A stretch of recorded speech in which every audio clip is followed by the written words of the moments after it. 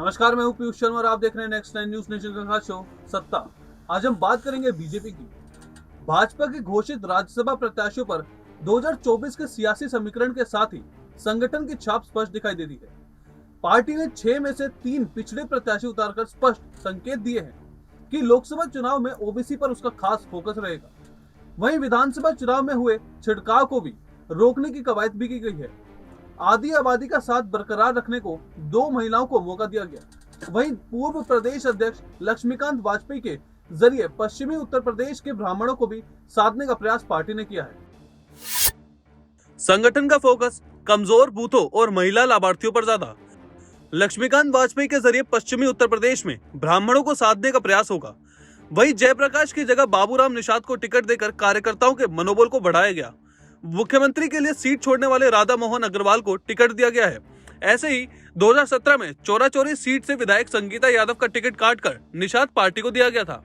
वह संगठन में बनी रही, अब उन्हें उच्च सदन में जाने का अवसर भाजपा ने दिया है।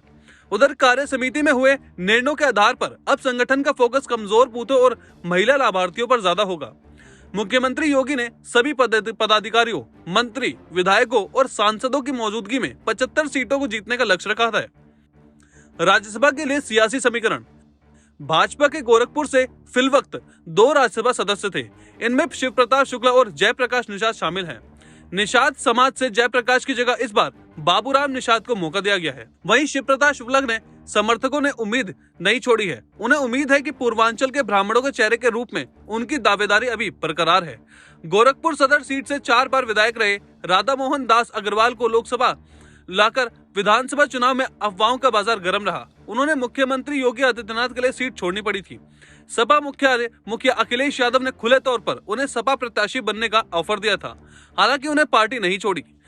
पार्टी संगठन ने उन्हें धैर्य का इनाम उन्हें राज्यसभा सीट देकर किया है। संगीता यादव 2017 में गोरखपुर की चौरा-चौरी सीट से विधायक बनी।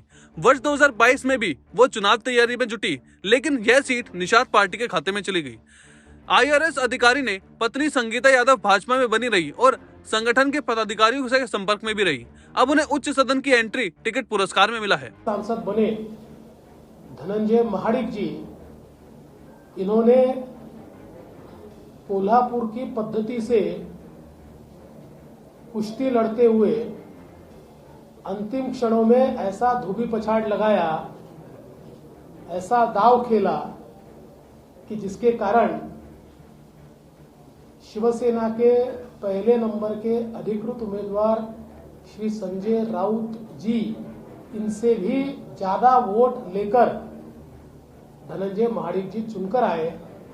मैं ऐसा मानता हूं कि निश्चित रूप से हमारी महाराष्ट्र की जो टीम है, माननीय चंद्रकांत दादा पाटिल इनके नेतृत्व में जो काम हुआ है, उस नियोजन के कारण ये विजय हमको मिली है। लक्ष्मीकांत के जरिए ब्राह्मणों को साधा।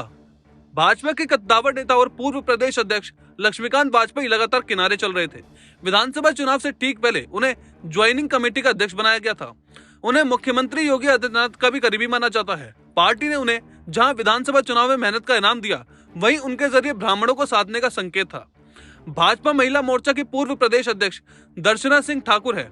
चंदौल से आने वाली दर्शना सिंह लगातार भाजपा में सक्रिय है। गुर्जरों का बढ़ाया प्रतिनिधित्व।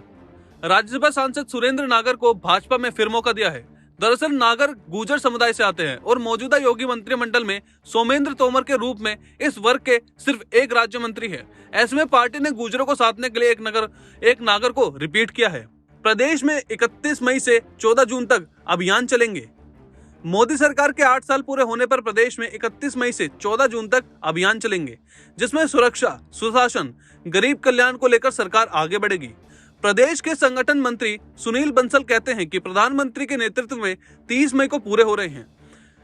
पार्टी 30 मई से लेकर 15 जून तक पूरे प्रदेश में 8 साल सेवा, सुशासन और गरीब कल्याण के कार्यक्रम आयोजित करेगी। बताया गया कि सेवा, सुशासन और गरीब कल्याण के विषय पर आगामी कार्यक्रम होंगे। राष्ट्रीय अध्यक्ष JP नड्डा अभियान का शुभारंभ करेंगे। 30 मई को कोरोना की विभीषक में माता पिता को खो चुके बच्चों की मदद के लिए PM केयर फंड से सहायता दी जाएगी। लाभार्थी व जनप्रतिनिधि भी इन कार्यक्रमों में उपस्थित।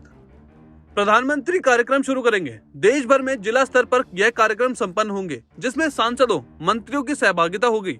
जबकि 31 मई को प्रधानमंत्री शिमला से किसानों को किसान सम्मान निधि की अगली किस्त जारी की थी। सभी जिलों के एलईडी के माध्यम से कार्यक्रम का प्रसारण हुआ। उत्तर प्रदेश में भी ब्लॉक स्तर पर कार्यक्रम आयोजित होंगे।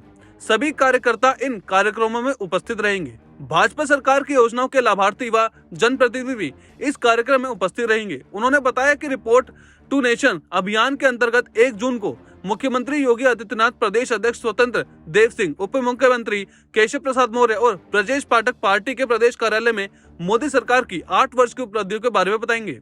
जबकि 2 और 3 जून को जिले में सांसद, जिलाध्यक्ष, जिला प्रभारी और विधायक 8 वर्ष के शासन की उपलब्धियों की पुस्तक का विमोचन किया गया। इसके बाद संगठन द्वारा बूथ स्तर पर संपर्क के कार्यक्रम होंगे। प्रदेश महामंत्री सुनील बंसल ने बताया कि 75 घंटे बूथ का अभियान 4 से 14 जून तक चलेगा। अभियान के तहत विभिन्न कार्यक्रमों की रूपरेखा तय की गई है। कार्यक्रम में सांसद, विधायक व अन्य जनप्रतिनिधियों सहित प्रदेश, क्षेत्र व जिला व मंडल स्तर तक पदाधिकारी इस अभियान से जुड़ेंगे। भाजपा ने बूथ मजबूत करने का अभियान शुरू किया। भारतीय जनता पार्टी ने 2024 के लोकसभा चुनाव को ध्यान में रखते हुए बुधवार को पार्टी संगठन को मजबूत करने और देश भर में उन करीब 74,000 चुनाव बूथ तक पहुंचने गतिविधियों को बढ़ावा देने के लिए सप्ताह भर के अभियान की शुरुआत की है, जहां वे उपेक्षाकृत कमजोर हैं। भाजपा की ओर से ट्वीट किया गया कि भाजपा अध्यक्ष जेपी नड्डा ने बुधवार को यहां पार्टी मुख्यालय में बूथ सशक्तिकरण अभियान कार्यक्रम को संबोधित किया।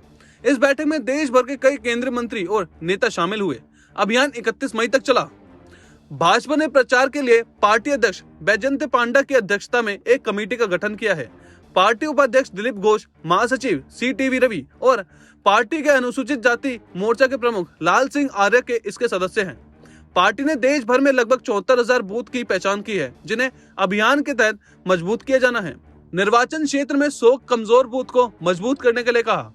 भाजपा सूत्रों ने बताया कि पार्टी के सभी सांसदों को अपने अपने निर्वाचन क्षेत्रों में 100 कमजोर बूथ को मजबूत करने के लिए कहा गया है और इसके लिए 30 सदस्यीय टीम का गठन किया जाएगा। सूत्रों ने बताया कि इस तरह पार्टी विधायकों को उनके निर्वाचन क्षेत्र में 10 कमजोर बूथ को मजबूत करने का काम सौंपा गया है। सूत्रों ने कहा कि भाजपा के राज्यसभा सांसदों को उन लोकसभा क्षेत्रों में मतदान केंद्रों को मजबूत करने की जिम्मेदारी दी गई है जहां पार्टी हार गई थी। उन्होंने कहा है कि कमजोर बूथ की पहचान 2014 और 2019 के लोकसभा चुनाव और राज्यसभा चुनाव में परिणामों के आधार पर की गई। उन्होंने कहा है कि इन बूथों को जनसांख्यिकी, संगठनात्मक ताकत और अन्य पहलुओं के आधार पर विभिन्न श्रेणियों में बांटा गया है।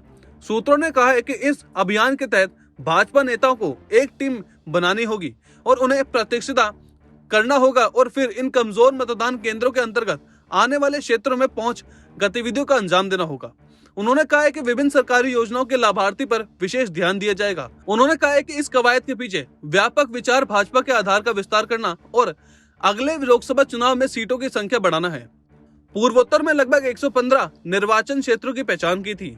इसी तरह की कवायद भाजपा द्वारा 2016 में शुरू की गई थी और पार्टी ने 6 राज्यों में ओडिशा, पश्चिम बंगाल, आंध्र प्रदेश, तेलंगाना, तमिलनाडु, केरल और पूर्वोत्तर में लगभग 115 निर्वाचन क्षेत्रों की पहचान की थी। पार्टी उस समय तक इन निर्वाचन क्षेत्रों में कभी भी जीत हासिल नहीं कर पाई थी। भाजपा नेताओं का मानना है कि इस कवायद के परिणाम स्वरूप भाजपा ने ओडिशा और पश्चिम बंगाल में अपनी स्थिति काफी सुधार किया और 2019 के लोकसभा चुनाव में सीटों की संख्या में वृद्धि की थी। भारतीय जनता पार्टी ने प्रदेश कार्य समिति की बैठक और राज्यसभा के लिए 2024 का रोडमैप तैयार करना शुरू कर दिया है। भारत ने वर्ष 2022 में राष्ट्रवाद और सामाजिक समरसता बनाकर मिली सफलता के बावजूद अब सरकार और संगठन 2024 के लोकसभा चुनाव में इसी फॉर्मूले के तहत आगे बढ़ने का संकेत दे रही है। राज्यसभा के लिए घोषित टिकटों पर सियासी समीकरण फिट सीधे दिखाई दे रहे हैं। पार्टी ने 3 पिछड़े प्रत्याशी उतारकर संकेत दे दिए हैं कि लोकसभा चुनाव में उसका फोकस ओबीसी पर ही रहेगा। विधानसभा में वोटरों के बिखराव को रोकने के लिए यही प्रयोग किया गया है। फिलहाल सत्ता में इतना ही। आप देखते रहिए नेक्स्ट 9 न्यूज नेशन।